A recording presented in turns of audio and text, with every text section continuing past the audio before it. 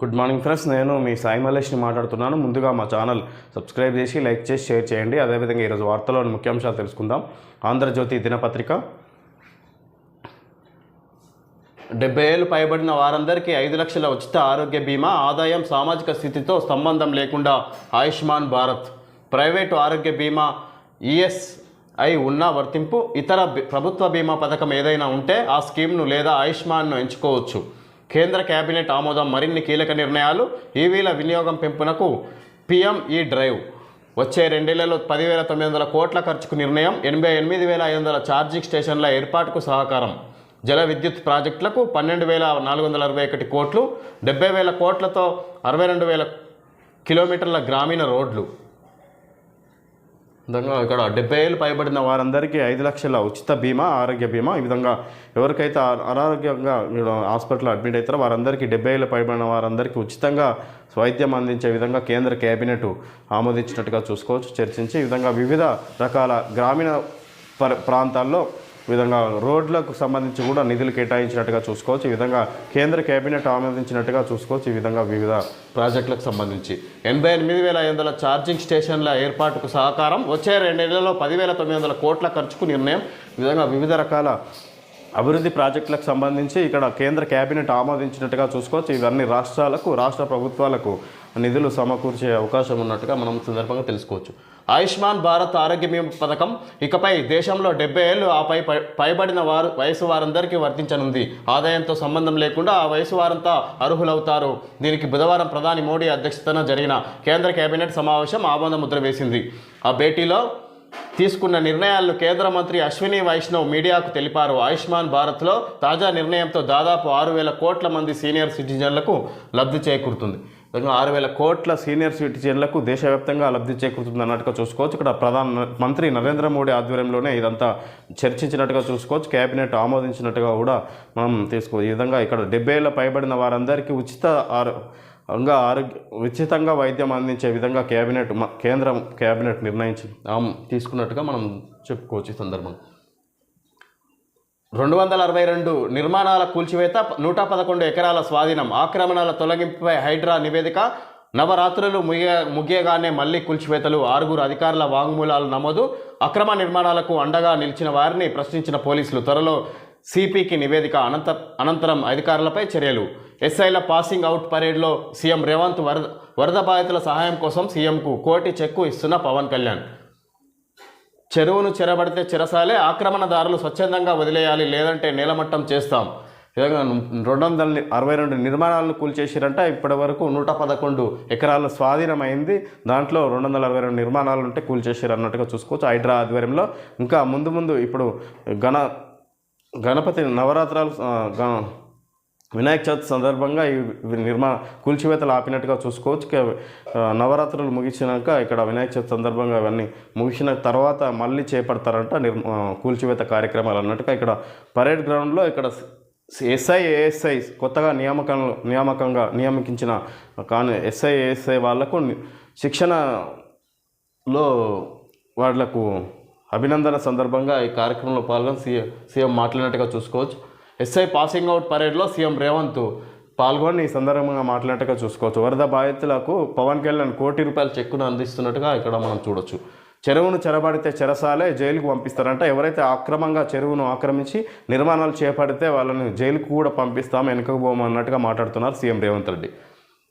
కోర్టుకెళ్లినా న్యాయపరంగా కొట్లాడి తొలగిస్తాం, FTL buffer జోన్లోనివి regularise చేయం, మూసీ పరివాహక ప్రాంతంలో నివాసాలు ఏర్పరచుకున్న వారికి పునరావాసం కల్పిస్తాం, పోలీస్ అంటే ఉద్యోగం కాదు భావోద్వేగం, నేరస్తులకు ఫ్రెండ్లీ పోలీసింగ్ ఉండకూడదు, డ్రగ్స్ సైబర్ నేరాలపై ఉక్కుపాదం మోపాలి, హైదరాబాద్ వరంగల్లో పోలీసులకు పిల్లలకు రెసిడెన్షియల్ స్కూళ్లు నిర్మిస్తాం. సీఎం రేవంత్ శిక్షణ పూర్తయిన ఎస్ఐల పాసింగ్ అవుట్ పరేడ్. పూర్తయిన ఎస్ఐల పాసింగ్ అవుట్ పరేడ్లో పాల్గొని ఈ విధంగా ఆ కార్యక్రమంలో మాట్లాడినట్టుగా చూసుకోవచ్చు. ఇక్కడ విధంగా వరంగల్ విధంగా పోలీసుల పిల్లలకు ఫ్రీగా ఉచిత విద్య అందించే విధంగా రెసిడెన్షియల్ స్కూళ్ళు ఏర్పాటు చేస్తామన్నట్టుగా సీఎం రేవంత్ రెడ్డి మాట్లాడినట్టుగా మనం చూసుకోవచ్చు.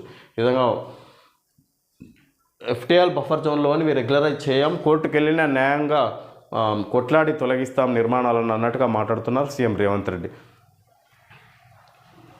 చెరువులను కబ్జా చేసి ఫామ్ హౌజులు నిర్మించుకున్న వారు స్వచ్ఛందంగా వాటిని కూల్చివేయాలని ముఖ్యమంత్రి రేవంత్ రెడ్డి అన్నారు. లేదంటే ఆ నిర్మాణాలను నేలమట్టం చేస్తామని, అక్రమదారులను జైలుకు పంపిస్తామని హెచ్చరించారు. చెరువులు, కుంటలు, నాలాల ఆక్రమణల వల్లే వరదలు సంభవిస్తున్నాయని తెలిపారు. ఆ వరదలు బస్తీలో ఉన్న పేదల ఇళ్లలోకి వెళ్తున్నాయని, వారు కష్టపడి సంపాదించుకున్నది మొత్తం కొట్టుకుపోతుందని చెప్పారు. ఖమ్మం, వరంగల్ జిల్లాలోనైనా, హైదరాబాద్లోనైనా కృష్ణానది ఒడ్డున మునిగే ప్రాంతాలైన దుర్మార్గుల ఆక్రమణల వల్లే వరదలు వస్తున్నాయని పేర్కొన్నారు. ఆ ఆక్రమణలన్నీ తొలగించేందుకే తాము హైడ్రాను ఏర్పాటు చేశామన్నారు. బుధవారం హిమాయత్ సాగర్లోని ఈ విధంగా అక్రమంగా నిర్మించుకున్న అక్రమదారుల వల్ల ఈ విధంగా పేదలు కష్టపడి కట్టుకున్న ఇళ్ళు మునిగిపోతున్నాయి అన్నట్టుగా చెప్పుకొస్తారు సీఎం రేవంత్ రెడ్డి. ఎంతటి శ్రీమంతులైనా ఖాళీ చేయాల్సిందే, వాళ్ళు అక్రమంగా నిర్మించుకున్న కట్టడాలను వాళ్ళే కూల్చేసుకోండి, లేదంటే మేము తప్పకుండా చర్యలు తీసుకుంటాం అన్నట్టుగా ఇక్కడ సీఎం రేవంత్ రెడ్డి మాట్లాడుతున్నారు. ఈ విధంగా హైడ్రాకు మరిన్ని అధికారాలు కల్పించేసి ఈ విధంగా మళ్ళీ వినాయక చవితి పూర్తయిన తర్వాత ఈ విధంగా మళ్ళీ కార్యక్రమాలు చేపడతారన్నట్టుగా మనం చూసుకోవచ్చు. సెప్టెంబర్ 17న తెలంగాణ ప్రజాపాలన దినోత్సవం కొత్తగా నామకరణం చేసిన రేవంత్ సర్కార్. బీఆర్ఎస్ హయాంలో జాతీయ సమైక్యత దినం, విమోచన దినోత్సవంగా ప్రకటించిన కేంద్రం. సెప్టెంబర్ 17న తెలంగాణ ప్రజాపాలన దినోత్సవం కొత్తగా నామకరణం చేసిన సీఎం రేవంత్ రెడ్డి బీఆర్ఎస్ హయాంలో జాతీయ సమైక్యత దినం, విమోచన దినోత్సవంగా ప్రకటించిన కేంద్రం. విధంగా సెప్టెంబర్ 17ను తెలంగాణ విమోచన దినోత్సవంగా కేంద్ర ప్రభుత్వం ప్రకటించింది. ఇది బీఆర్ఎస్ హయాంలో దీనిని జాతీయ సమైక్యత దినంగా బీఆర్ఎస్ ప్రభుత్వంలో ఉన్నప్పుడు దాన్ని జరుపుకున్నారన్నట్టుగా ఇక్కడ మనం చూసుకోవచ్చు. ఈ సందర్భంగా కొత్తగా నామకరణం చేసిన రేవంత్ సర్కార్ విమోచన దినోత్సవంగా ప్రకటించిన కేంద్ర ప్రభుత్వం అన్నట్టుగా మనం చెప్పుకోవచ్చు. రేవంత్ సర్కార్ ప్రజాపాలన దినోత్సవం పెడితే కేంద్ర ప్రభుత్వం విమోచన దినోత్సవం అన్నట్టుగా ఇక్కడ పేర్లు నామకరణం చేసినట్టుగా చూసుకోవచ్చు. సెప్టెంబర్ 17ని ఢిల్లీలో ముఖ్యమంత్రి రేవంత్ వరద సాయం కోసం నేడు అమిత్ షాతో భేటీ. టీపీసీసీ అధ్యక్షుడు మహేష్ గౌడ్ కూడా ఢిల్లీకి కాంగ్రెస్ అధిష్టానం పెద్దలను కలవనున్న నేతలు. ఢిల్లీలో ముఖ్యమంత్రి రేవంత్ రెడ్డి ఇక్కడ కాంగ్రెస్ అధిష్టానంతో భేటీ అయి ఈ విధంగా వివిధ రకాల చర్చలు జరిగే అవకాశం ఉంది. అదేవిధంగా కేంద్ర ప్రభుత్వంతో వరద సాయం కోసం కూడా చర్చించినట్టుగా చూసుకోవచ్చు. ఇక్కడ కొత్తగా ఎన్నికైన కాంగ్రెస్ టీపీసీ చైర్మన్ అధ్యక్షుడు మహేష్ గౌడ్ కూడా వెళ్ళబోతున్నారు సీఎం రేవంత్ రెడ్డితో. వరద నష్టం 10,000 కోట్లు, ప్రభుత్వానికి విపత్తుల నిర్వహణ విభాగం నివేదిక. చెరువుల్లో నీళ్లలో ఇంజాపూర్ డబుల్ బెడ్రూమ్ ఇళ్ల సముదాయం.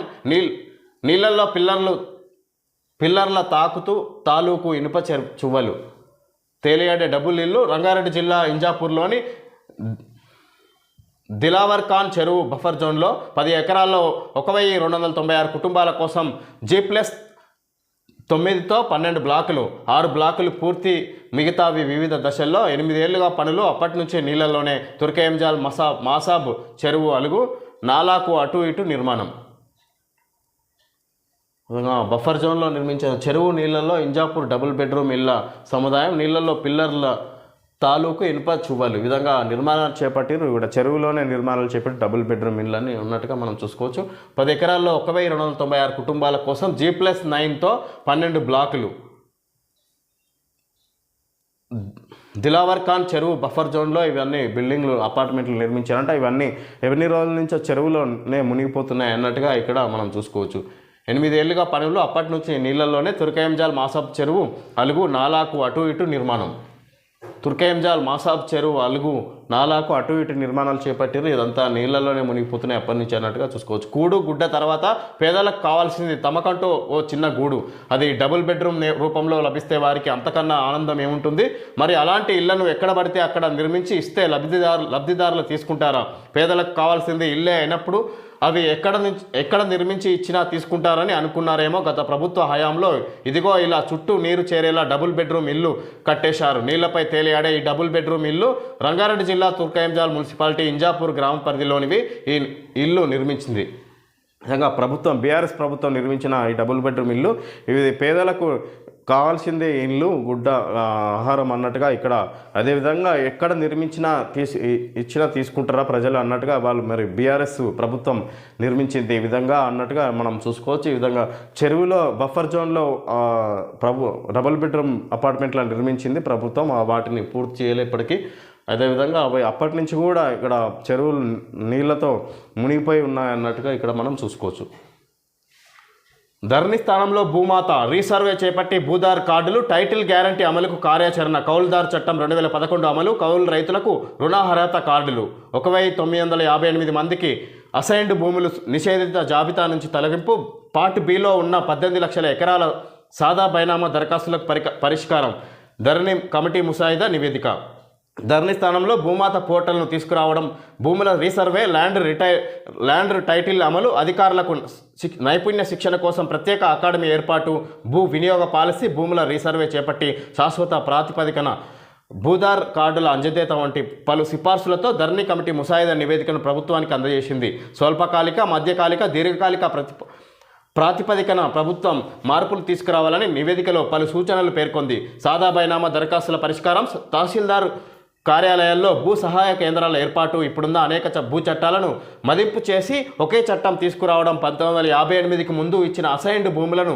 నిషేధిత జాబితాల నుంచి తొలగించడం వంటి పలు అంశాలను ప్రస్తావించారు ధరణి కమిటీ ప్రధానంగా 6/2020 పేరుతో తీసుకొచ్చిన ధరణి చట్టంలో మార్పులు చేయడం పోర్టల్లోని లోపాలను సవరించడం ప్రైవేట్ ఏజెన్సీ చేతిలో ఉన్న పోర్టల్ నిర్వహణ బాధ్యతను ప్రభుత్వం చేపట్టడం ధరణి పార్ట్ బిలో ఉన్న 18 లక్షల ఎకరాలకు సంబంధించిన కేసులు 9.25 లక్షల సాదా బైనామా దరఖాస్తుల పరిష్కారానికి తీసుకోవాల్సిన చర్యలపై పలు సూచనలు చేసింది రాష్ట్రంలో ధరణి పోర్టల్ వల్ల సుమారు 22 లక్షలకు పైగా సమస్యలు తలెత్తాయని చెబుతూ వీటిని ఇక ధరణి స్థానంలో భూమాత పేరులో కొత్త చట్టం తీసుకురాబోతుంది ఇక్కడ ధరణిలో ఉన్న సమస్యలను తొలగించి కొత్తగా రూపుదిద్దే కార్యక్రమం చేపడుతుంది రాష్ట్ర ప్రభుత్వం దానికి సంబంధించిన కమిటీ ప్రభుత్వానికి నివేదిక అందజేసినట్టుగా చూసుకోవచ్చు ఇక్కడ ధరణిలో ఉన్న లోటుపాట్లను తొలగించి కొత్తగా ఏర్పాటు చేసినట్టుగా చూసుకోవచ్చు ఇక్కడ భూమాత పేరుతో ఈ విధంగా ల్యాండ్ కౌలు రైతులకు రుణార్హత కార్డులు కౌలుదారు చట్టం 2011 అమలు 1958కి ముందు అసైన్డ్ భూములు నిషేధిత జాబితా నుంచి తొలగింపు ఈ విధంగా కొత్తగా కార్యాచరణ రూపుదిద్దుతున్నట్టుగా చూసుకోవచ్చు ధరణి స్థానంలో భూమాత అనే కొత్త చట్టాన్ని తీసుకొస్తున్నట్టుగా చూసుకోవచ్చు మనం 1284 ల్యాబ్ టెక్నీషియన్ పోస్టులకు నోటిఫికేషన్ 21 నుంచి అక్టోబర్ 5 వరకు దరఖాస్తులు నవంబర్ 10న CBT పద్ధతిలో పరీక్ష 1284 మందికి ఇక్కడ నోటిఫికేషన్ అనే ల్యాబ్ టెక్నీషియన్ పోస్టులకు నోటిఫికేషన్ ఇవ్వనుంది ఇక్కడ ప్రభుత్వం సంబంధించిన 21 నుంచి అక్టోబర్ 5 వరకు దరఖాస్తులు నవంబర్ 10న CBT పద్ధతిలో పరీక్ష వైద్య విద్యార్థినిపై రోగి దాడి మద్యం మత్తులో జూనియర్ డాక్టర్తో అసభ్య ప్రవర్తన నిందితుడి అరెస్టు సికింద్రాబాద్ గాంధీ ఆసుపత్రిలో విధి నిర్వహణలో ఉన్న వైద్య విద్యార్థిని జూనియర్ డాక్టర్పై చికిత్స కోసం వచ్చిన ఓ రోగి దాడి చేశాడు చేయి యాప్రాన్ను గట్టిగా లాగడంతో జూనియర్ డాక్టర్ తీవ్ర భయాందోళనకు గురయ్యారు అప్రమత్తమైన తోటి వైద్యులు సిబ్బంది ఆమెను విడిపించారు పోలీసులు ప్రత్యక్ష సాక్షుల కథనం ప్రకారం సికింద్రాబాద్ బన్సిలాల్పేటకు విధంగా జూనియర్ డాక్టర్పై సికింద్రాబాద్ గాంధీ హాస్పిటల్లో జూనియర్ డాక్టర్పై రోగి వైద్యం కోసం వచ్చి ఆమెపై దాడికి పాల్పడినట్టు అతన్ని పక్కనే ఉన్న మిగతా డాక్టర్లు తొలగించి ఇక్కడ అతన్ని అరెస్ట్ చేయించినట్టుగా చూసుకోవచ్చు పోలీసులకు అప్పగించినట్టుగా చూసుకోవచ్చు super save timber Honda Activa ఇది స్కూటర్ యాక్టివా హోండా యాక్టివా కొత్తగా ఇక్కడ అడ్వర్టైజ్మెంట్ ఇవ్వడం జరిగింది ఓకే ఫ్రెండ్స్ ఈరోజు వార్తల్లో ముఖ్యాంశాలు తెలుసుకోవడం జరిగింది థ్యాంక్ యూ ఫ్రెండ్స్